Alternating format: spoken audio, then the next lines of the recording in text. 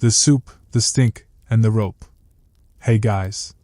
Tonight we begin with a little journey back in time. So, go ahead and dim the lights, maybe grab a blanket, and just get comfortable. We aren't going anywhere fast tonight.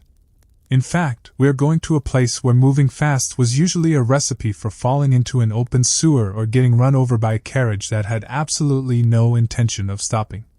We are going to Victorian London. Now, usually, when people think of Victorian London, they have this very specific, very polished image in their heads. You know the one. Top hats, bustles, politely drinking tea out of bone china cups while discussing the weather or the empire or whatever it is people with too much money and not enough hobbies discussed back then. And sure, that London existed. Somewhere. Usually behind very thick velvet curtains in Mayfair. But that is not the London you are going to experience tonight. Because if you were genuinely dropped into the middle of the 19th century, statistically speaking, you wouldn't be the Duke of Westminster. You'd probably be the guy trying to sell a dead cat to a pie shop. So, let's just imagine you have arrived. Maybe you took a train. The railways were the shiny new toy of the era, slicing through neighborhoods and spewing soot everywhere, because progress in the Victorian era was usually measured by how much black smoke you could pump into the atmosphere. You step off the train at one of the big new terminuses, maybe Euston or King's Cross. The first thing you notice isn't the architecture, though it is very impressive if you like big, echoing brick caves. No, the first thing you notice is the air. Or rather, the lack of it. You see, breathing in Victorian London wasn't really a passive activity. It was a commitment. You had to really want it. The air didn't just sit there, it had texture. It had flavor. And that flavor was mostly coal sulfur and horse manure. They called the fog pea-soupers, which sounds almost cozy, like something you'd want on a cold winter day. But really, it was a thick, yellowish-green smog that could get so dense you literally couldn't see your own feet. People walked into the river. People walked into walls. People walked into each other, and then politely apologized before realizing they were talking to a lamppost.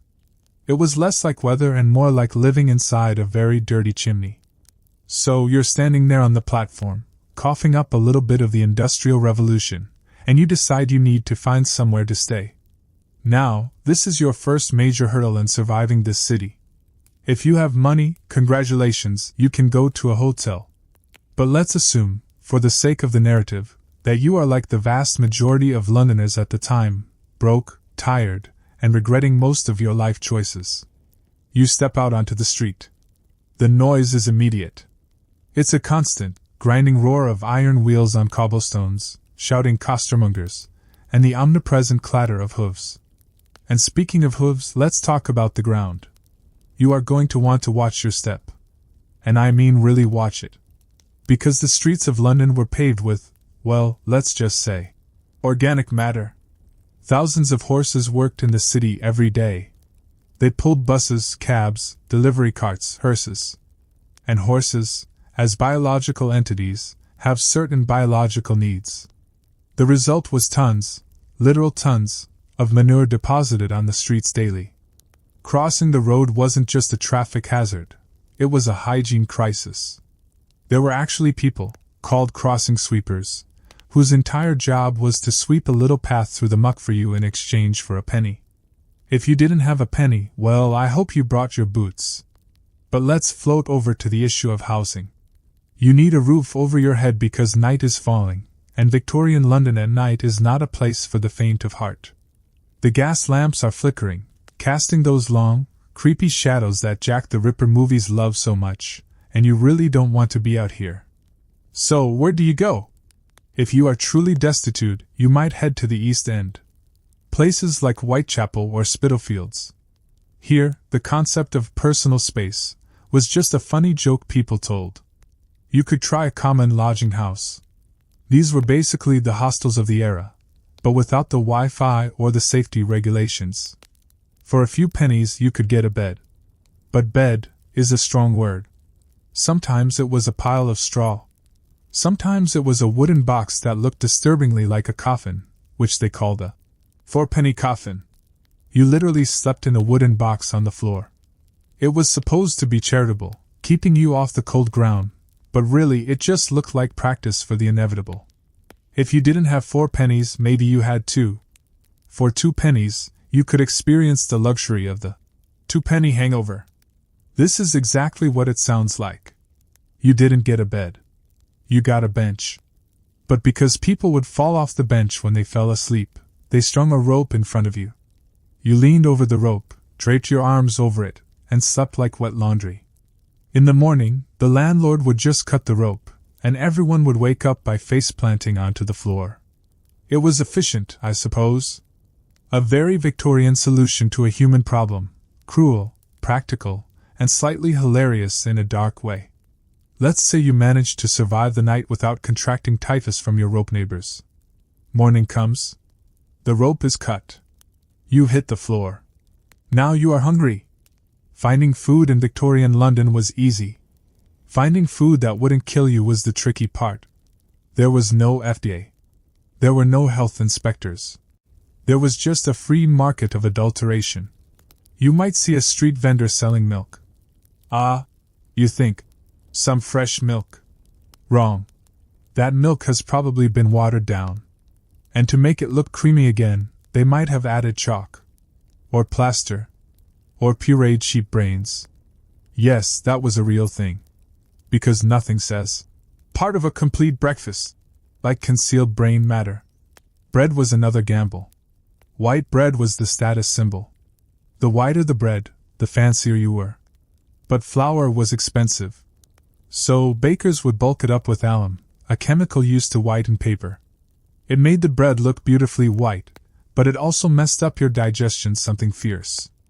Essentially, you were eating laundry detergent toast. And if you bought tea, used tea leaves were often dried out, dyed with chemicals to look fresh again, and resold. So you were drinking poison tea with your plaster milk and eating detergent bread. It's a wonder anyone lived past 30. But let's wander away from the breakfast table before we lose our appetites completely, and talk about the water. Oh, the water. If there is one character in the story of Victorian London that is more villainous than any criminal, it is the River Thames. The Thames was the heart of the city, the artery of the empire. It was also the city's toilet. Literally.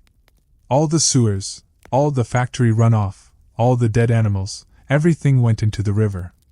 And where did the drinking water come from? You guessed it. The river. People knew the water was bad. It smelled bad. It tasted, textured. But for a long time, they didn't really understand germ theory. They thought disease was caused by miasma, or bad air. So they would smell the river and think, "Oh no, that smell will make me sick." They were right, but for the wrong reasons. It wasn't the smell, it was the cholera bacteria doing the backstroke in their drinking glass. In the summer of 1858, it got so bad that we had the Great Stink. That is the official historical name. The Great Stink. The heatwave cooked the sewage in the river, creating a smell so ferocious that it actually shut down Parliament. The politicians in the Houses of Parliament, right there on the riverbank, soaked their curtains in chloride of lime to try and block the smell, but it didn't work. They were literally gagging while trying to pass laws. It's honestly kind of poetic. The only thing that finally got the government to fix the sewers wasn't the thousands of poor people dying of cholera. It was the fact that the MPs couldn't enjoy their lunch without smelling the consequences of their own inaction. So, Joseph Bazalgette was brought in to build the massive sewer system that London still uses today. He was a civil engineering genius, a man who looked at a city full of poop and said, "I can fix this." And he did. He built miles of brick tunnels under the city to whisk the waste away. It was a massive undertaking, disrupting traffic for years, but it saved countless lives. Of course, at the time, people probably just complained about the roadworks. Some things never change. But let's assume you've managed to hydrate yourself without catching cholera, which is a solid win for the day. Now you need a job. You need money for that 2-penny hangover rope, right? The job market was varied. If you were a child, you were in luck. There were plenty of jobs for you, mostly because you were small and cheap. You could be a chimney sweep, crawling up narrow, soot-choked flues to scrape them clean. It was dark, claustrophobic, and gave you a horrible form of cancer, but hey, it paid a few pennies. Or you could work in a match factory. The match girls worked with white phosphorus, which was toxic. It caused a condition called phossy jaw, where the bone in your jaw would literally rot and glow in the dark. That's right. You would be walking home, and your face would be glowing green. It sounds like a supervillain origin story, but mostly it was just incredibly painful and fatal. If you were an adult, you could be a tosher. This was a person who went into the sewers, yes, the sewers we just talked about, to look for lost coins, scrap metal, or anything valuable that had been flushed away. It was dangerous work. The sewers were full of rats, sudden tides of filthy water, and pockets of explosive gas. But the toshers actually made decent money. They were the elite of the scavenging world. Below them were the mudlarks. These were usually children or old people who waded through the mud of the Thames at low tide, looking for coal, bits of rope, or old nails. They were always wet, always cold, and covered in river slime. And at the very bottom were the pure finders. Now, pure was a Victorian euphemism for dog poop. Leather tanneries used dog poop to cure leather. So, pure finders would walk the streets with a bucket, collecting, well, you get the idea. It was a competitive industry. People would actually steal prime poop locations from each other. Imagine getting into a fistfight over a pile of dog waste. That was the reality of survival. Let's drift away from the smell of the tanneries and look at something slightly more refined. Let's talk about crime. Or rather, the fear of crime. The Victorians were obsessed with crime. They loved reading about it in the penny dreadfuls, cheap sensationalist booklets that told gruesome stories of murder and mayhem. But the reality was often just as strange. Street robbery was common. There was a technique called garroting, which caused a massive panic in the 1860s. Basically, one guy would come up behind you and choke you, while his accomplice went through your pockets. The press went wild with this. They convinced every middle-class Londoner that there was a garroter hiding behind every lamppost. People started buying anti-garroting collars, leather collars with metal spikes on them, to wear under their coats. Just imagine walking to work with a spiked dog collar under your suit, terrified that someone is going to hug you too hard. And then there were the pickpockets. We all know the Artful Dodger, but the real pickpockets were incredibly skilled. They worked in gangs. One would bump into you, another would snatch the watch, and a third would take the hand off and disappear. By the time you realized your pocket felt light, your watch was already 3 streets away, being melted down. If you got caught, the punishments were harsh. We aren't talking about a stern lecture. We are talking about transportation to Australia, or hard labor. And Victorian hard labor was designed to be pointless. There was the treadwheel, a giant cylinder with steps on it. Prisoners would have to climb the steps as the wheel turned, for hours a day. It was like a stairmaster from hell. Sometimes it ground corn, but often it did absolutely nothing. It was just grinding the wind. The point wasn't productivity. It was to break your spirit. And if that didn't work, there was picking oakum. This involved taking old, tarred ropes from ships and unpicking them into loose fibers. It ruined your fingers, made them bleed and blister, and it was mind-numbingly boring. But maybe you are a law-abiding citizen. You just want to enjoy a nice day out. You could go to the zoo. The Victorians loved a good zoo. But their understanding of animal welfare was developing. At the London Zoo, you could poke the animals with umbrellas. People would feed the monkeys lit cigars just to see what happened. It was less about conservation and more about amusement. There was a famous hippo named Obeish who arrived in 1850. He was a celebrity. People went crazy for this hippo. There was a hippopotamus polka written about him. He was basically the Kardashian of the animal kingdom. But mostly, the animals lived in small, concrete cages, looking miserable, while men in top hats threw peanuts at them. If the zoo wasn't your speed, you could go to a freak show. I know, it's not polite to call them that now, but that's what they were. People with physical differences were put on display for entertainment. It was exploitative, absolutely. But for some of the performers, it was also a way to make a living in a society that would otherwise have let them starve. It's a complicated legacy. You had the Elephant Man, Joseph Merrick, who was treated horribly until he found a bit of sanctuary at the London hospital. His life highlights that weird Victorian duality, extreme cruelty mixed with moments of intense, almost sentimental charity. Let's float back to the streets for a moment, because it's getting dark again. The fog is rolling in. The gas lamps are sizzling. You can hear the distant sound of a police whistle. The Peelers, or Bobbies, named after Robert Peel who founded the force, are on patrol. They wear those tall hats not for fashion, but so they can see over walls and so you can't strangle them easily. They carry wooden truncheons and a rattle to call for help. They are the thin blue line between order and the chaotic soup of the city. But even inside your home, assuming you found one that isn't a rope, you weren't safe. The Victorians loved arsenic. They loved it. They put it in everything. They used it to dye dresses a beautiful, vibrant green. So you would have women walking around in these stunning emerald gowns that were slowly poisoning them as they sweat. They put it in wallpaper. If the room was damp, the arsenic in the wallpaper would turn into a gas and slowly kill the entire family in their sleep. It was a silent killer. And people just thought they had a weak constitution. Oh, Aunt Agatha is looking a bit pale.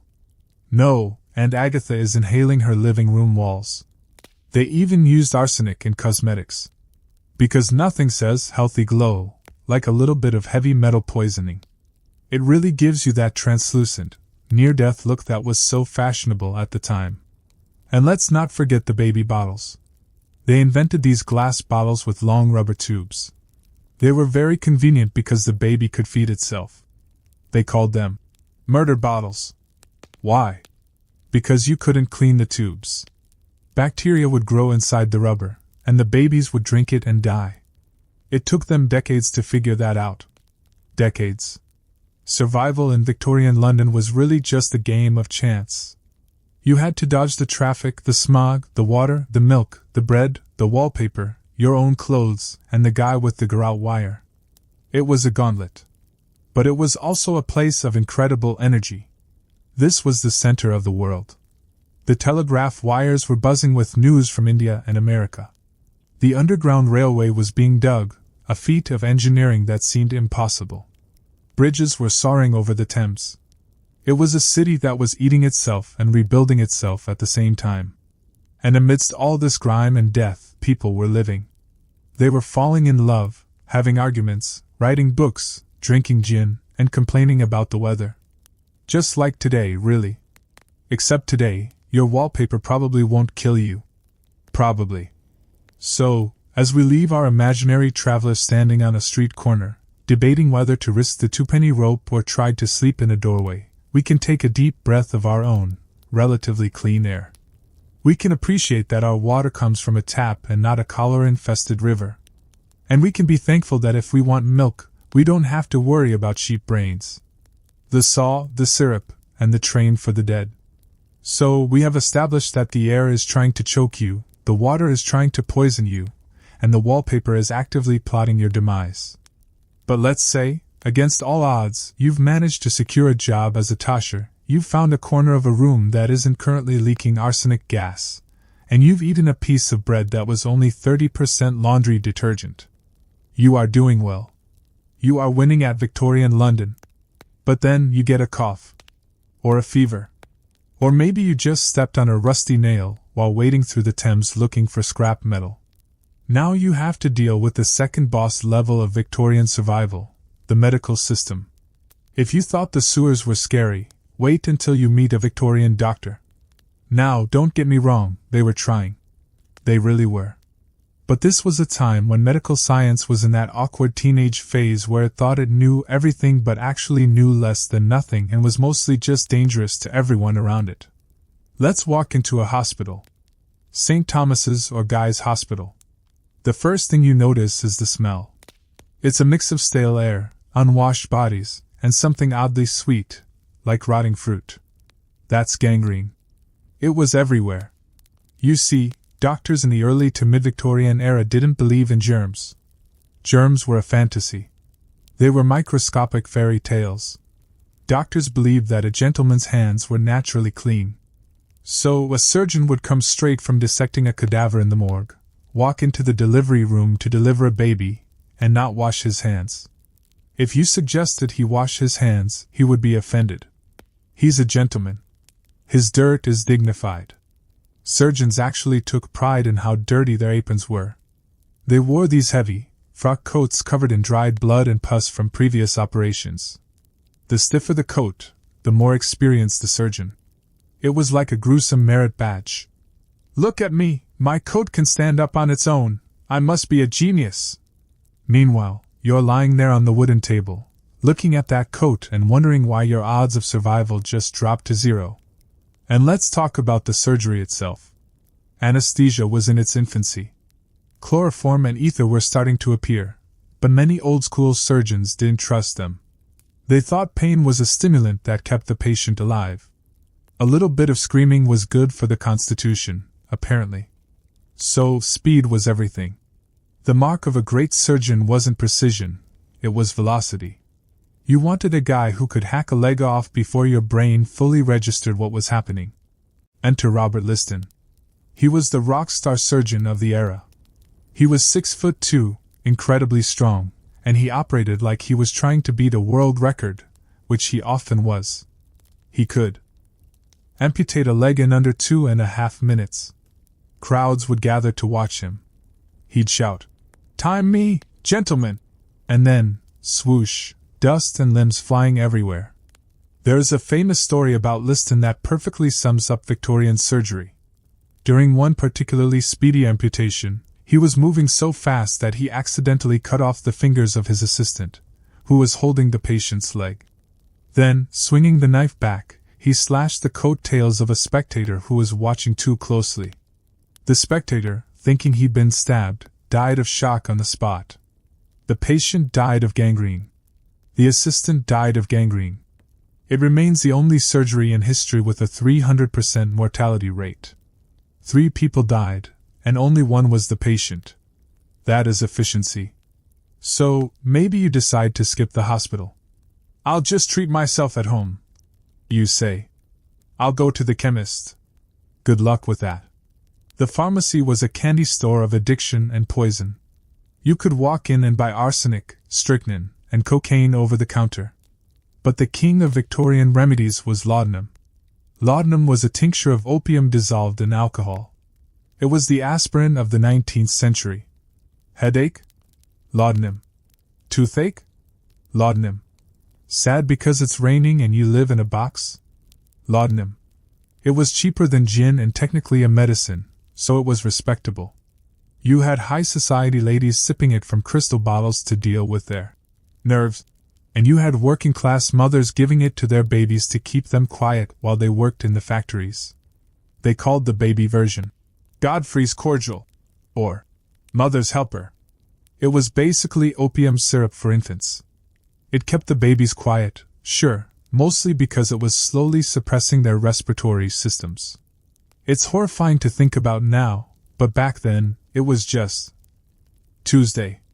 Let's drift away from the pharmacy and look at what happens when the laudanum doesn't work and the guy with the dirty apron fails to fix you. You die. And this is where the Victorians really shined. Nobody did death like the Victorians. They were obsessed with it. They turned mourning into an art form, a competitive sport, and a fashion statement all rolled into one. This obsession started at the very top. When Prince Albert died in 1861, Queen Victoria went into a state of mourning that lasted for the rest of her life. She wore black every day for 40 years. She had the servants lay out Albert's clothes every morning, pour hot water for his shaving cup, and change the linens on his bed, as if he were just in the other room. It was deeply sad, but also a little bit intense. And because she was the queen, everyone else had to follow suit. Suddenly, there were strict rules for how to be sad. If your husband died, you had to wear full mourning, dull, scratchy black crepe for a year and a day. You couldn't go to parties. You couldn't wear shiny jewelry. After that, you could graduate to half-mourning, where you could wear gray or purple. If you wore purple too soon, the neighbors would gossip. Did you see Mrs. Higgins wearing lilac only 9 months after Mr. Higgins died? Scandalous. She clearly hated him. They made jewelry out of the hair of the deceased. Brooches, necklaces, bracelets, all woven from human hair. It was a way to keep a piece of your loved one close to you. To us, it seems macabre to wear a bracelet made of your dead uncle's hair, but to them, it was sentimental. They also took post-mortem photography. Photography was expensive and new. For many families, the only time they could justify the cost of a photo was when someone died. So, they would prop the body up, maybe paint eyes on the eyelids so they looked awake, and take a family portrait. It was their one chance to have an image of that person to remember them by. But let's float over to the logistics of death. Because people were dying a lot in London, the graveyards were full. And I don't mean a bit crowded. I mean overflowing. The city churchyards were literally bursting at the seams. Ground level in some churchyards had risen by several feet just from the sheer volume of bodies packed in. It was a sanitation nightmare. You'd have bones sticking out of the ground. The smell was atrocious. There were stories of gases building up inside lead-lined coffins in the crypts until they, and I'm sorry for this mental image, exploded. Just imagine trying to attend a nice Sunday service and hearing a loud pop from the basement. The solution was the magnificent seven large, private cemeteries built on the outskirts of London. Highgate, Kensal Green, Brompton, and so on. These were designed to be beautiful, park-like places where the dead could rest without annoying the living. Highgate Cemetery is particularly atmospheric. It's full of Gothic tombs, Egyptian avenues, and overgrown ivy. It's the kind of place where you expect a vampire to jump out at you. In fact, in the 1970s, there was a literal vampire panic at Highgate, but that's a story for another night. To get the bodies to these new cemeteries, they had to be transported. And since the traffic in London was a nightmare, remember the horses and the mud, they came up with a very Victorian solution, the London Necropolis Railway. Yes. A train for dead people. It ran from Waterloo Station to Brookwood Cemetery in Surrey. It had separate waiting rooms for the living and the dead. And because this is Britain, it had a class system. You could buy a first-class ticket for your coffin, or a third-class one. I'm not entirely sure what the difference was for the occupant of the coffin, maybe a smoother ride, but it mattered to the relatives. You didn't want your great-aunt Martha traveling third class to the afterlife. It just wouldn't do. The fear of death was compounded by the fear of not actually being dead. Taphophobia. The fear of being buried alive. It was a genuine panic. Medical definitions of death were a bit fuzzy. Sometimes a coma looked a lot like death. So, inventors came up with safety coffins. These were elaborate contraptions equipped with bells and air tubes. The idea was that if you woke up 6 feet under, you could pull a string, which would ring a bell on the surface, alerting the graveyard watchman. "Excuse me, I seem to have made a mistake, can you dig me up?" There is little evidence that anyone was actually saved by a safety coffin, but it gave people peace of mind. It also gave us the phrases, "saved by the bell," and "dead ringer," although linguists will argue with you about the accuracy of that origin. But let's just pretend it's true because it fits the vibe. So, let's recap your survival strategy so far. You need to avoid the water, breathe shallowly, never go to a hospital, avoid doctors with stiff aprons, and if you do die, make sure you have a bell in your coffin and a first-class ticket on the ghost train. But surviving the physical dangers is only half the battle. You also have to survive the social ones. Victorian society was a minefield of etiquette, unwritten rules, and class distinctions so rigid they might as well have been made of iron. You could be ruined not just by cholera, but by using the wrong fork or speaking to the wrong person. Imagine you are walking down the street, dodging the manure, naturally, and you see a lady you know. Do you say hello? If you are a man, absolutely not. You must wait for her to acknowledge you. If you speak first, you are implying a level of intimacy that is rude. You are practically assaulting her with your greeting. You have to wait for her to give a subtle nod. Then, and only then, can you tip your hat. And you have to tip it correctly. Not too fast, not too slow. And you must use the hand furthest from her, so you don't obscure your face. It's a dance. A very boring, high-stakes dance involving hats. And if you are invited to dinner? Oh, the anxiety. The Victorian dinner party was a test of endurance. There were so many courses. Soup, fish, entrees, roasts, game, savories, puddings, cheese, fruit. It went on for hours. And you couldn't just eat. You had to converse. But not about anything interesting. Politics? No. Religion? No. Money? Vulgar. You had to talk about nothing. The weather is mild, you would say. Indeed, very mild, your neighbor would reply. And you would do this for 3 hours while wearing a corset that was compressing your internal organs into the shape of a Pringle. For the elites, this boredom was a lifestyle. The upper classes were terrified of being seen as doing anything. Work was for commoners. A gentleman shouldn't have to work. He should have an income from land or investments. If he actually had to go to an office, he was middle class, and that was embarrassing. But the elites had their own problems. Since they only married other elites, the gene pool at the top of society was getting a little bit shallow. We mentioned the Habsburg jaw earlier, but the British aristocracy had its own issues. Hemophilia, for example, which became known as the royal disease. It spread through Queen Victoria's descendants to the royal families of Russia, Spain, and Germany. It was a tragic consequence of the belief that royals were a different species who should only breed with each other. They were keeping the bloodline pure, but biologically, they were just creating a medical disaster. So, while the poor were dealing with rickets and phossy jaw, the rich were dealing with gout and genetic disorders. Gout was the disease of kings. It's a form of arthritis caused by excess uric acid, often from eating too much rich food and drinking too much port. It causes excruciating pain in the joints, usually the big toe.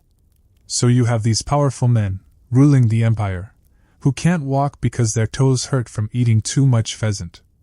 It's hard to be intimidating when you are being defeated by a swollen foot. Let's take a moment to pause here in our journey. We've covered the grime, the doctors, the funerals, and the hats. You are starting to get the picture. Victorian London was a place of extreme contrasts. It was a place where you could buy a machine to peel apples, but you couldn't get a clean glass of water. A place where they built a railway for the dead, but let the living sleep on ropes.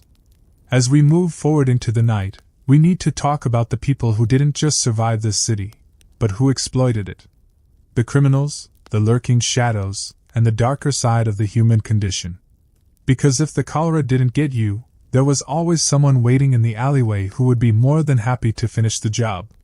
But we will get to them in a moment. For now, just imagine yourself sitting safely in a first-class carriage on the Necropolis Railway, watching the smoggy city fade away, grateful that you are just a passenger and not the cargo. The fern, the corset, and the dangerous toast. So, we are indoors now. We've closed the heavy oak door against the swirling yellow fog and the lurking shadows of the street. You might think you are safe. You might think, finally a sanctuary. But you would be wrong. The Victorian home was not a sanctuary. It was an obstacle course of clutter, social anxiety, and highly flammable fashion choices. The first thing you notice when you step into a Victorian hallway is that there is no space. None. The Victorians suffered from a condition called horror vacui, the fear of empty space. If there was a flat surface, they put something on it. If there was a wall, they covered it. If there was a corner, they shoved a plant in it. The aesthetic was basically, more is more, and then add a little bit more on top. The walls are covered in heavy, dark wallpaper, probably red or green, and as we've learned, potentially poisonous. The furniture is massive, dark mahogany, carved with lions' heads and griffins, looking like it's about to come alive and eat you. And everywhere you look, there is bric-a-brac. porcelain shepherds, glass bells, ivory fans, dried flowers under glass domes. It was a duster's nightmare. But of course, you aren't the one dusting it. We'll get to the people who did that in a moment. One of the most peculiar things you might spot in the hallway is a glass case containing a dead squirrel playing poker. Or perhaps a group of stuffed kittens having a tea party. Taxidermy was huge. The Victorians loved nature, but they preferred it when it was dead, stuffed with sawdust, and dressed in miniature human clothing. Walter Potter was the king of this. He created elaborate dioramas of bunnies going to school and rats playing dominoes. It was considered whimsical. Today, it's the kind of thing you see in a horror movie right before the protagonist decides to leave the house, but to a Victorian, a stuffed toad playing the fiddle was just good taste. And then there were the plants. Specifically, ferns. In the mid-19th century, Britain was gripped by pteridamania, or fern fever. People went absolutely crazy for ferns. They were the Pokemon of the 1850s. You had to catch them all. People would go on fern hunting expeditions to the countryside, scrambling up cliffs and falling into ravines just to get a rare leafy specimen. In the house, they kept them in Wardian cases, which were basically mini greenhouses that looked like miniature crystal palaces. If you were really fancy, you had a whole fernery built onto the back of your house, a damp, glass-enclosed room where you could sit and admire your foliage while pretending you weren't freezing to death. But let's drift past the ferns and the dead squirrels and head towards the back of the house. To the green baize door. This was the boundary line. On one side, the family lived in cluttered luxury. On the other side was the engine room. The servants' quarters. If you were middle class or above, you had servants. You had to. It was impossible to run a Victorian house without them because everything was incredibly inefficient. There was no electricity, no vacuum cleaners, no washing machines. Everything was manual labor. At the bottom of the pile was the scullery maid.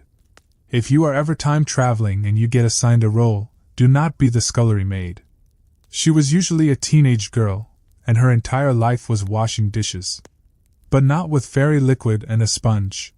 She was scrubbing copper pots with sand and soda until her hands were raw and bleeding. She was the first one up, usually at 5 a.m., to light the fires, and the last one to bed. She was often considered invisible. The family would literally talk over her as if she wasn't there. Above her was the kitchen maid, then the cook, then the housemaids, and finally, the butler and the housekeeper. It was a strict hierarchy, like the army, but with more starch and passive-aggressiveness. They lived by the bells. In the kitchen, there was a row of bells on the wall, each one connected to a different room by a complex system of wires. When a bell rang, you jumped. You didn't ask why. You just ran. And the cook, well, the cook was the dictator of the kitchen. She ruled over the stove, which was a coal-fired monster called a range. It had to be black-leaded every day to keep it shiny. Controlling the temperature on a coal range was an art form. You couldn't just turn a dial to 180 degrees. You had to fiddle with flues and dampers and shovel coal like a stoker on a steamship. If the souffle collapsed, it wasn't physics, it was a moral failing. The Bible of the Victorian kitchen was Mrs. Beeton's Book of Household Management. Published in 1861, it was a massive brick of a book that told you how to do everything, from cooking a goose to firing a maid. The funny thing is, Isabella Beeton, the author, was only 21 when she started writing it. She wasn't some old, experienced matriarch. She was essentially a 20-something blogger giving life advice she barely understood herself. She copied most of the recipes from other people. And she died at 28.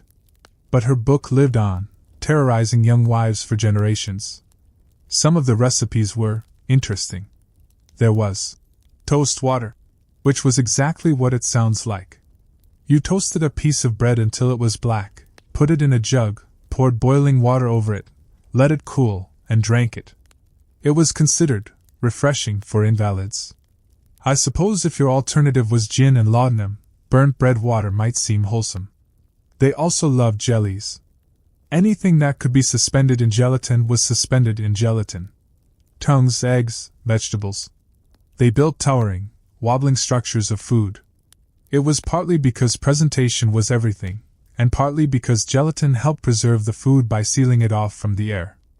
Although, given the lack of refrigeration, preserved is a generous term. Let's float upstairs to the nursery. If you were a Victorian child of the upper classes, your parents were like distant, mythical figures. You might see them for an hour in the evening, scrubbed and silent. The rest of the time, you belonged to the nanny. The nanny could be a Mary Poppins figure, or she could be a tyrant. She controlled your world. And that world was full of weird dangers. The toys, for instance. Victorian toys were beautiful, hand-painted, and deadly. The paint often contained lead or arsenic. So if you chewed on your toy soldier, you were poisoning yourself. Boys and girls were dressed identically in dresses until the boys were breeched, at around age 5 or 6. It was just practical for diaper changes, but it makes looking at old photos very confusing. Is that great-grandpa or great-grandma? Who knows, past the toast water. Discipline was strict. Children should be seen and not heard. Wasn't just a saying, it was a rule. You were expected to be a miniature adult. There was no concept of teenager. You were a child, and then boom, you were an adult with a job or a husband. Speaking of husbands and wives, let's talk about the bedroom. Or rather, getting dressed in the bedroom. For women, this was a construction project. The corset. We have to talk about the corset. There is a lot of myth around corsets. People think women removed their ribs. They didn't. But they did lace them tight. Tight lacing was a fashion extreme, like wearing 6-inch heels today. Most women just wore them for support, but even a standard corset was restrictive. It shifted your organs. Your liver got squished. Your lungs couldn't fully expand. That's why Victorian women were always swooning. They weren't being dramatic. They literally couldn't breathe. They carried vinaigrettes, little boxes with smelling salts soaked in vinegar and ammonia, to shock themselves back to consciousness when they felt faint. And then, the crinoline. This was the cage-like structure worn under the skirt to make it huge. In the late 1850s, skirts were so wide, up to 6 feet across, that women couldn't fit through doorways. They couldn't sit on 2 chairs next to each other. They took up the entire pavement. The crinoline was dangerous. It was light and bouncy, which meant it could easily sway into a fireplace. And in a world heated entirely by open fires, this was a disaster. Crinoline fires were a leading cause of death for women. Thousands died. A spark would fly, the light fabric would catch, and the air under the cage would act like a chimney. And because the thing was tied around their waist with intricate knots, they couldn't get it off. It's a horrific thought, but the newspapers reported these deaths with a strange mixture of tragedy and scolding, as if to say, well, she should have worn a narrower skirt. Men didn't escape the fashion tyranny either. They wore high, stiff collars that were so starched they could cut into the neck. They were called father killers. And the facial hair. The Victorian beard was a habitat. It was big, bushy, and often oiled. If you had a wax mustache, drinking hot tea was a peril.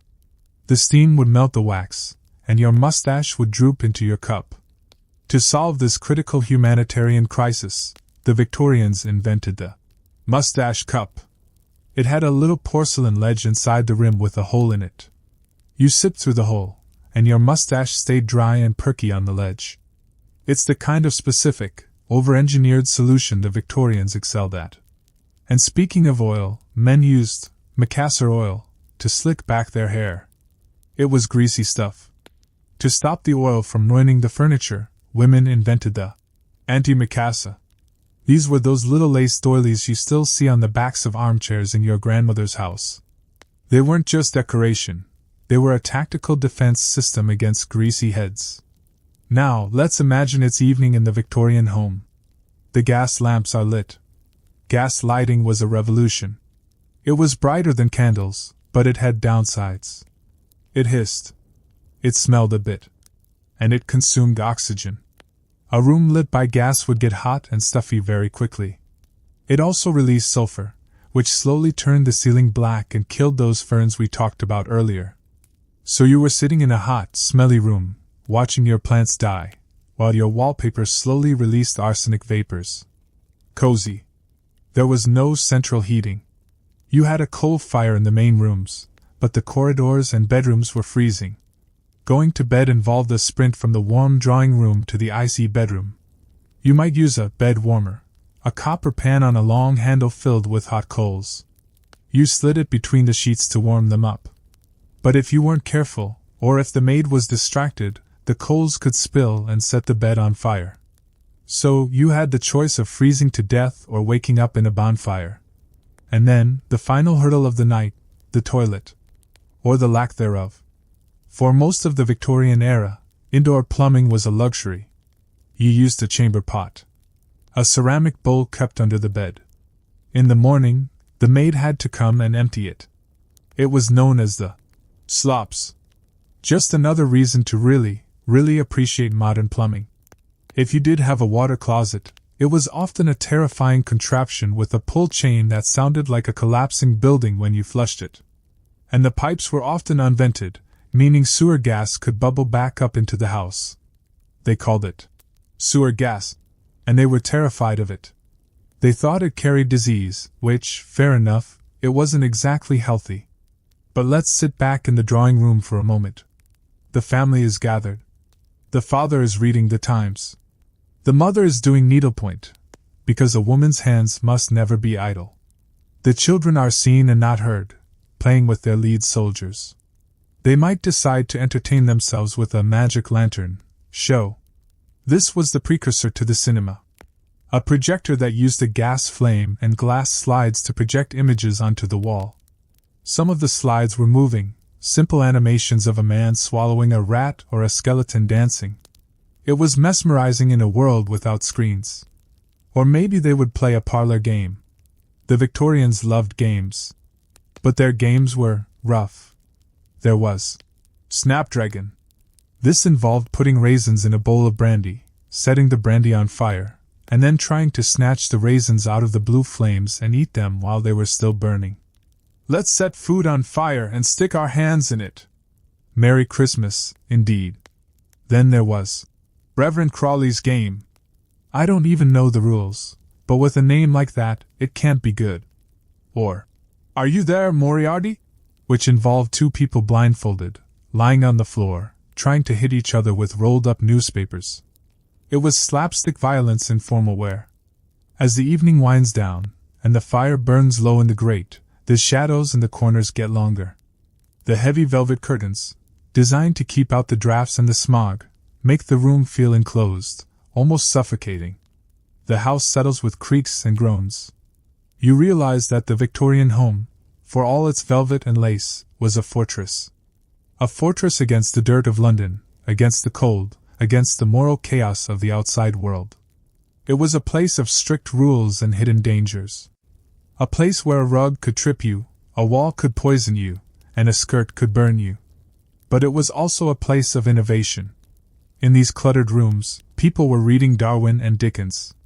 They were discussing electricity and suffrage. They were inventing the future, one cup of toast water at a time. So, as you blow out the gas lamp, don't blow it out, actually, turn the valve, otherwise you'll gas yourself in your sleep. Another common mistake, you can curl up under your heavy wool blankets.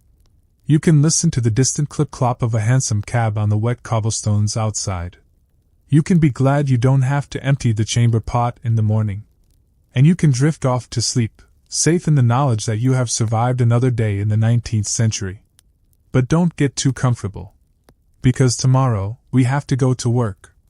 And not just any work. We are going to look at the bizarre, dangerous, and frankly unbelievable jobs that people did to put bread on the table. From the knocker-upper to the resurrection man, the Victorian economy was a carnival of the strange. The pea-shooter, the body snatcher, and the rat king. Good morning. Or, at least, what passes for morning in this city. It's 4 a.m. The fog is thick, the air is cold enough to freeze the breath in your lungs, and you are asleep in your warm, possibly flammable bed. Suddenly, There is a tap at your window. Tap. Tap. Tap. You aren't being haunted. You are being woken up by a knocker-upper. In an age before alarm clocks were affordable or reliable, how did people get up for their shifts at the factory? They hired a human alarm clock. The knocker-upper was usually an old man or woman who walked the streets with a long bamboo pole. They would tap on the upper windows of the houses to wake the clients. If you lived on the ground floor, they might just bang on the door or use a little wire hammer. Some of them were artists about it. There was a famous knocker-upper in East London, Mary Smith, who didn't use a pole. She used a pea shooter. She would load her mouth with dried peas and, fire a barrage of legumes at the glass. It was effective, and presumably, the local pigeons enjoyed the free breakfast on the windowsill afterward. The question everyone always asks is, who woke the knocker-upper? It's a philosophical riddle, like the chicken and the egg. The answer is usually that they just didn't sleep. Or they had a knocker-upper's knocker-upper. It was a recursive chain of insomnia that kept the empire running. So you are awake. You drink your tea, with the recycled leaves, put on your stiff collar, and head out. The streets are already busy. But the people you see aren't the bankers or the clerks. They are the street sellers. The costermongers. Costermonger originally meant an apple seller, from costard, a type of apple, but it came to mean anyone selling fruit and veg from a barrow. These guys were the kings of the street. They had their own culture, their own fashion, pearl buttons sewn onto their trousers, which eventually evolved into the pearly kings and queens, and their own language. They spoke back slang. It was a code designed to confuse the police and the customers. They would say words backward. So boy became yob, which is where we get the word yob for a hooligan today. Look became cool. Police became essalop.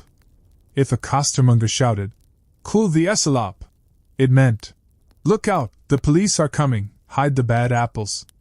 It was a linguistic rebellion right under the noses of the authorities.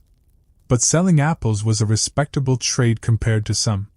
Let's drift down toward the river and meet the tosher again. We mentioned him earlier, the guy in the sewers. But have you met the grubber? The grubber didn't have the courage for the sewers. He just hung around the drainage grates on the street, using a stick with a piece of fat on the end to fish for lost coins. It was low-tech, low reward, and incredibly sticky. And then there were the mudlarks. These were mostly children. Imagine a 7-year-old standing knee-deep in the freezing, toxic mud of the Thames at low tide, looking for a piece of coal that fell off a barge. If they found enough coal, they could fill a bucket and sell it for a penny. If they found a copper nail from a ship, that was a jackpot. They were the original recyclers, but their working conditions were essentially a slow-motion death sentence. But let's talk about a job that required a very specific set of skills. The rat catcher. London was overrun with rats. They were in the houses, in the granaries, in the sewers. They were everywhere. So, the rat catcher was a vital public servant. The most famous of them all was Jack Black. He wasn't just a guy with a trap, he was the rat catcher. Victoria Regina? He worked for the Queen. Jack Black wore a uniform of his own design, a green coat, a scarlet waistcoat, and a leather belt with a huge metal rat buckle. He looked like a superhero whose power was interacting with vermin. He would walk the streets with a cage of rats and his ferrets. He would catch rats with his bare hands. He claimed that because he had been bitten so many times, he was immune to rat poison. I'm not sure that's how biology works, but nobody was going to argue with a man holding a sack of live rodents. The weirdest part? He sold the rats. Not for food usually, but as pets. He would breed fancy rats, rats with different colors or fur patterns. Young ladies would actually buy these rats, and keep them in gilded cages in their parlors. They would let them run around inside their crinolines. So, the same animal that was spreading disease in the sewer was also a fashion accessory in the drawing room.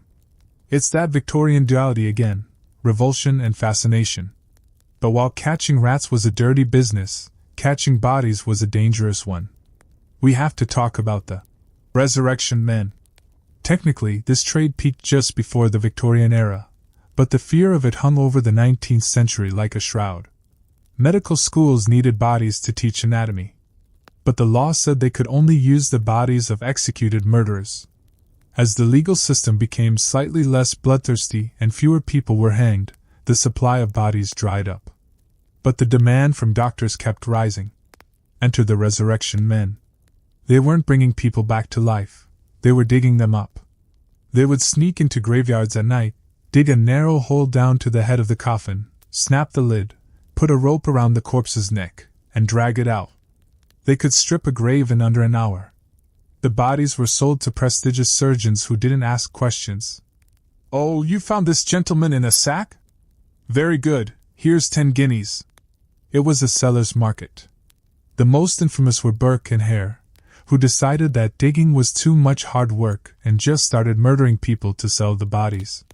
They were caught, and ironically Burke was hanged and dissected. His skeleton is still on display in Edinburgh. You can go see him. He's looking a bit dry these days, but he's there. The Anatomy Act of 1832 stopped the body snatching trade by allowing doctors to claim the bodies of unclaimed paupers from the workhouse. This solved the supply problem but created a new terror for the poor. If you died poor and alone, you wouldn't just be buried in a pauper's grave, you would be cut up by medical students. This fear made people cling desperately to burial clubs. They would pay a penny a week into a fund just to ensure that when they died, they had a proper coffin and a plot of land that wouldn't be disturbed. Let's float away from the graveyard, although in Victorian London, you never get very far from one. Let's look at the mourning industry itself. Death was big business. If you were a wealthy Victorian, you didn't just have a hearse. You had a procession. And you hired mutes. A mute was a professional mourner. His job was to stand outside your front door, wearing all black, holding a staff draped in black cloth, and looking incredibly depressed. He didn't speak, hence the name. He just projected an aura of gloom. The more mutes you hired, the more important you were. Oh, did you see Lord Ponsonby's funeral? He had 4 mutes and 2 feather men.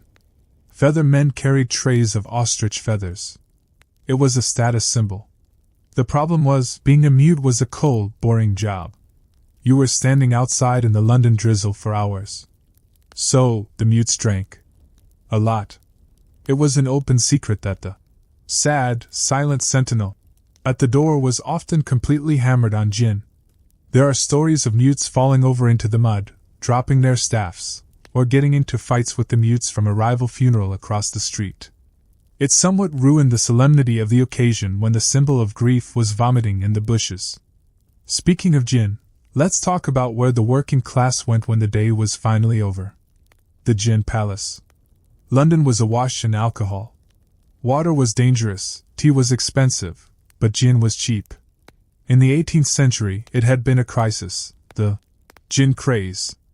By the Victorian era, it had become an institution. The Gin Palace was a beacon of light in the dark, smoggy streets. These places were designed to be the opposite of the slums. They were bright, warm, and decorated with cut glass, mirrors, and polished mahogany. They were gaudy and loud. If you lived in a cold, damp cellar with 10 other people, the Gin Palace was paradise. You could go there, spend a few pennies, and for a brief moment feel like a king. Or at least feel numb enough not to care that you weren't a king. The phrase, "drunk for a penny, dead drunk for tuppence," is often quoted. It's actually from an earlier era, but the sentiment remained. Alcoholism was rampant. It destroyed families. The temperance movement sprang up to fight it. These were the people who signed the pledge to never drink alcohol. They would hold marches and meetings, preaching the virtues of water. They were very earnest, very well-meaning, and usually very annoying to everyone else. But you can't blame the drinkers. Life was hard. And sometimes, it was weirdly specific in its hardships. Take the match girls again. We mentioned their glowing jaws. But did you know about the pure finders? We touched on them collecting dog poop. But consider the economics of it. A bucket of pure was worth about a shilling. That was a decent wage. A pure finder could actually make a better living than a seamstress. Let that sink in.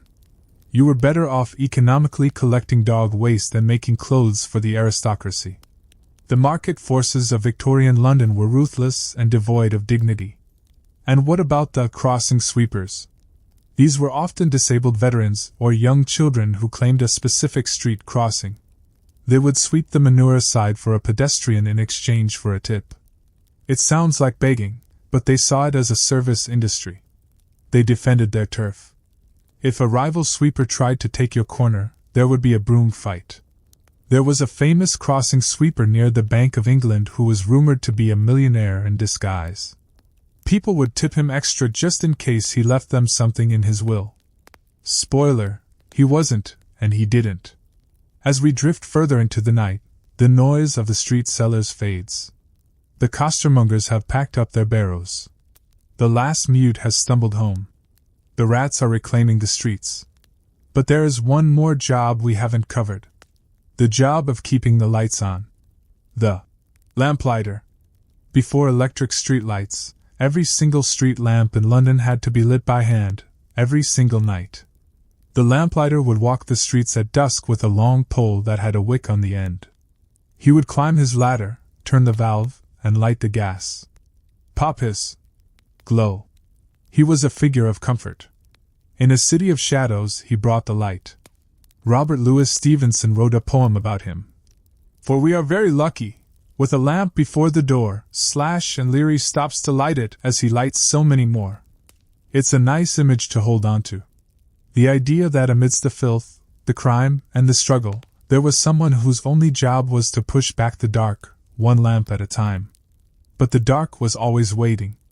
And in the Victorian imagination, the dark wasn't just an absence of light. It was a place where things lived. Things that defied explanation. In the next part of our journey, we are going to leave the world of jobs and money and look at the world of the mind. Madness. Asylums. The obsession with categorization. And the strange, sad stories of those who didn't fit into the rigid box of Victorian sanity. We will visit Bedlam, we'll look at the rise of the detective, and we will see how the Victorians tried to organize the chaos of the human soul. So, put down your penny dreadful, finish your toast water, and let's prepare to enter the asylum. The bump, the couch, and the measured criminal. Let's drift inward. We've spent a lot of time dodging the physical dangers of London, the cabs, the cholera, the exploding coffins. But there was another landscape the Victorians were obsessed with, a landscape just as foggy and prone to subsidence as the city streets, the human mind. If you acted a little too strange in Victorian London, if you claimed to talk to angels, or if you were a woman who had, heaven forbid, opinions, you might find yourself facing the looming brick walls of the asylum. The most famous name, of course, was Bedlam. Technically the Bethlehem Royal Hospital. By the Victorian era, it had moved from its old, chaotic location to a new, imposing building in St. George's Fields, which is now the Imperial War Museum, if you want to go look at the dome. In the 18th century, Bedlam had been a zoo.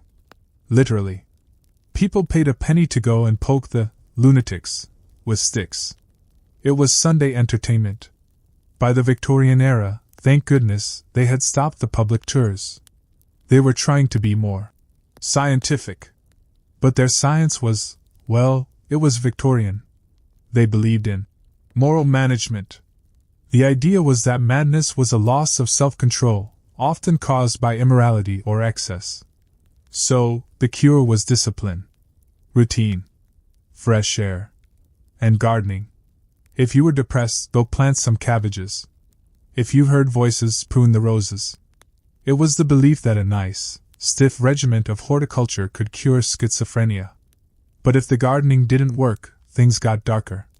There were hydrotherapy, baths, where you were strapped into a tub of water for hours, sometimes days. There were spinning chairs, designed to spin you until you vomited, on the logic that, actually, I have no idea what the logic was. Maybe they thought they could centrifugal force the madness out of your ears. And then there was hysteria. This was the catch-all diagnosis for half the population. The word comes from the Greek for uterus. Medical men, and they were almost always men, believed that women were naturally fragile and prone to nervous collapse. If a woman was irritable, hysteria. If she was anxious, hysteria. If she didn't want to get married, definitely hysteria. The symptoms were everything and nothing. Fainting, shouting, silence, coughing. The treatments were bizarre. One was the breast cure, made famous by the writer Charlotte Perkins Gilman in her story The Yellow Wallpaper. The patient was confined to bed, forbidden from reading, writing, or doing anything creative, and force-fed a diet of rich milk and meat. They were basically treated like foie gras geese. The idea was to build up their nervous energy. In reality, the boredom usually drove them closer to the edge than they were to begin with. Another treatment for hysteria involved manual stimulation. Doctors would induce hysterical paroxysms, which was just a Victorian euphemism for an orgasm, to relieve the congestion of the nerves. Eventually, because doctors got tired of doing this by hand, the electromechanical vibrator was invented. It was seen as a medical device. You would find it in a doctor's office, right next to the stethoscope and the jar of leeches. It wasn't a sex toy. It was a clinical instrument for soothing the frazzled nerves of the upper classes. Only the Victorians could turn pleasure into a medical procedure. But while they were trying to cure the mind, they were also trying to map it. Enter phrenology. This was the science of bumps. The theory was simple. The brain is made of different organs, each responsible for a trait like benevolence, or destructiveness, or acquisitiveness. If you were very benevolent, that part of your brain would grow, pushing out the skull and making a bump. So, you could literally read someone's character by feeling their head. Phrenology parlors popped up all over London. You would go in, sit down, and a professor would rub your head like he was checking a melon for ripeness. "Ah," he would say, "I feel a large bump of amativeness behind your ear. You are a lover, sir." Or, "Oh dear, your bump of conscientiousness is basically a dent. I wouldn't lend you money." People took this seriously. Employers would ask to feel the heads of potential employees. "I can't hire you as a nanny, your bumps suggest you are prone to dropping things." Queen Victoria had her children's heads read. It was the personality test of the 19th century, the Myers-Briggs of the skull. They even had those white ceramic heads with the map of the brain drawn on them. You still see them in antique shops today as hipster decor, but back then, they were reference tools. This obsession with categorization extended to criminals, too. The Victorians were terrified of the criminal class. They believed criminality was biological, a throwback to a more primitive state. Cesare Lombroso, an Italian criminologist whose ideas were huge in London, argued that you could spot a criminal by his face. Did he have a sloping forehead? Asymmetrical ears? A strong jaw? Criminal. It was biological determinism. If you looked a certain way, you were destined to steal watches. It was a comforting theory for the elites because it meant crime wasn't caused by poverty or the terrible conditions in the slums. It was just bad genetics. "It's not our fault the poor are stealing. Look at their earlobes." To track these criminals, they developed systems. The camera became a police tool. The mug shot was born.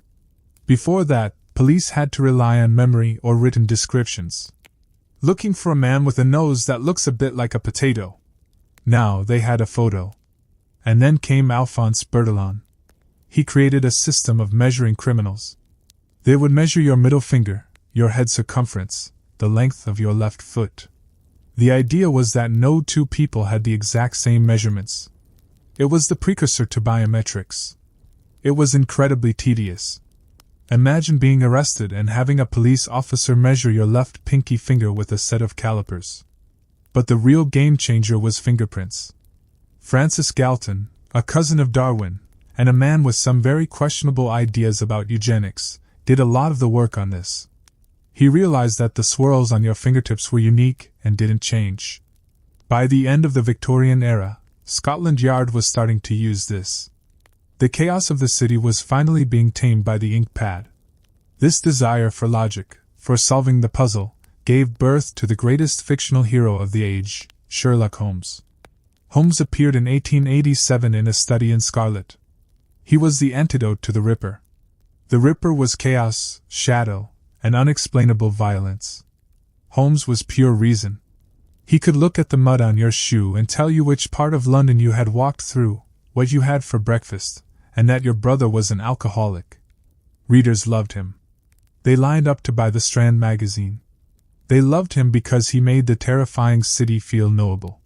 He made it feel like if you just looked closely enough, you could make sense of the madness. He was a consulting detective, a job that didn't really exist, living in a flat that would have been filled with tobacco smoke and the sound of him playing the violin at 3 a.m. A nightmare roommate, really, but a great savior. But even Holmes had his vices.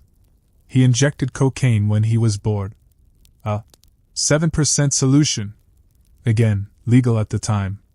It was seen as a brain stimulant. It just adds to that picture of the Victorian mind, brilliant, driven, and chemically altered. Let's float back to the asylum for a moment, specifically Broadmoor. This was the hospital for the criminally insane. If you shot at the Queen, which happened surprisingly often, Victoria was like a magnet for unhinged assassins with bad aim. You went to Broadmoor. One of the most famous residents was Richard Dodd. He was a brilliant painter who, during a tour of the Middle East, suffered a breakdown and came to believe his father was the devil. He killed his father and fled to France, where he tried to kill a tourist. He was sent to Bedlam, and then Broadmoor. But here is the Victorian paradox again. They let him paint. He spent 40 years in the asylum creating masterpieces. His paintings are incredibly detailed, almost hallucinogenic fairy scenes.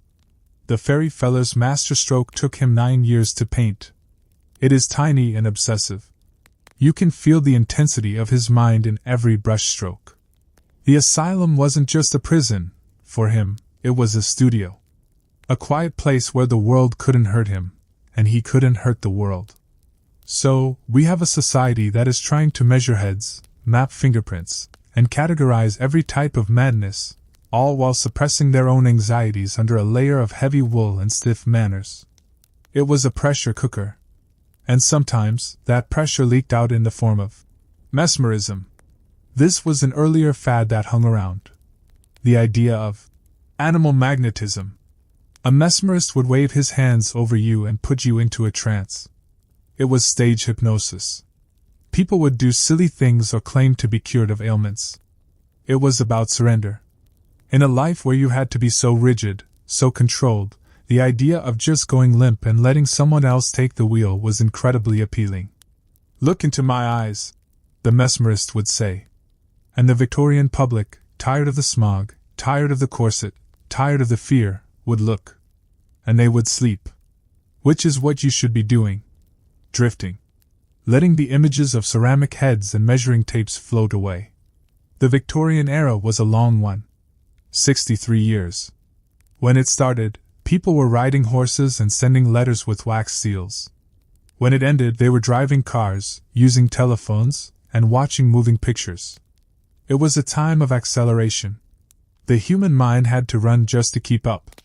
In the final part of our journey, we are going to say goodbye to this strange, dark, wonderful city. We will watch the old Queen's funeral, seeing the end of an age, and we will take one last look back at the survival guide we have built. We will see how the smoke finally cleared, mostly, and what ghosts still linger in the London streets today. So, rest your head on your bump of benevolence. Close your eyes. The gas lamp is dimmed. The fog is outside. And you are safe. The black velvet curtain and the final fog. And so, we come to the end. The long, winding, cobblestone road has led us here, to the turn of the century. It is January 1901. The Queen is dying. It's hard to overstate what this meant. For most people, Victoria wasn't just a queen, she was a permanent feature of the landscape, like the Tower of London or the Rain. She had been on the throne for 63 years. People had been born, lived, and died without ever knowing another monarch. She was the grandmother of Europe. Her face was on the coins, the stamps, the statues. She was the era. When the news came from Osborne House on the Isle of Wight that she had passed, London stopped. The great machine actually paused. The roar of the traffic seemed to muffle. A heavy, somber silence descended like a final, thick blanket of fog. The funeral was a spectacle of black. London was draped in purple and black crepe. Every shop window, every lamppost. But Victoria, in her final instructions, had requested a white funeral. She wanted her coffin draped in white, and she wanted her soldiers. She was a soldier's daughter, after all. So, the gun carriage pulled her through the streets. But here is a little moment of Victorian chaos for you, right at the very end. The horses pulling the gun carriage at Windsor got spooked. They kicked out and broke the traces. The Queen's coffin was stuck. The new king, Edward VII, and the Kaiser of Germany, her grandson, were standing there, wondering what to do. Quick thinking saved the day. The Royal Navy Guard of Honor stepped in. They unhitched the horses and pulled the gun carriage themselves with ropes. It became a tradition. To this day, at state funerals, the carriage is pulled by sailors, not horses. A final accident that became a rule. With her death, the Victorian world began to dissolve. The stiff collars started to loosen. The corsets began to relax, very slowly. The electric light bulbs started to chase away the gas shadows. The motor car began to cough its way onto the streets, scaring the horses and making the crossing sweepers obsolete. But let's look back at you. Our imaginary traveler. You have survived. You navigated the Great Stink. You dodged the cholera water. You didn't buy the milk with the sheep brains. You didn't wear the green arsenic dress. You managed to sleep on a rope without falling on your face. You are a survivor. And what have we learned from this journey? We've learned that the past is a foreign country, and it smells terrible. We've learned that human beings are incredibly resilient. They can live in a city that is actively trying to kill them, and they can still find time to invent the bicycle, write Sherlock Holmes, and argue about the best way to stuff a toad. We've learned that progress is messy. The sewers, the railways, the factories, they were all born out of chaos and grime. The beautiful, clean-ish London of today stands on a foundation of Victorian brick and Victorian bones. If you walk through London today, you can still see the ghosts of this era. You can see the coal holes in the pavement where the delivery men poured the fuel for the fires. You can see the scraper, by the front doors of old houses. A little iron bar used to scrape the horse manure off your boots before you went inside.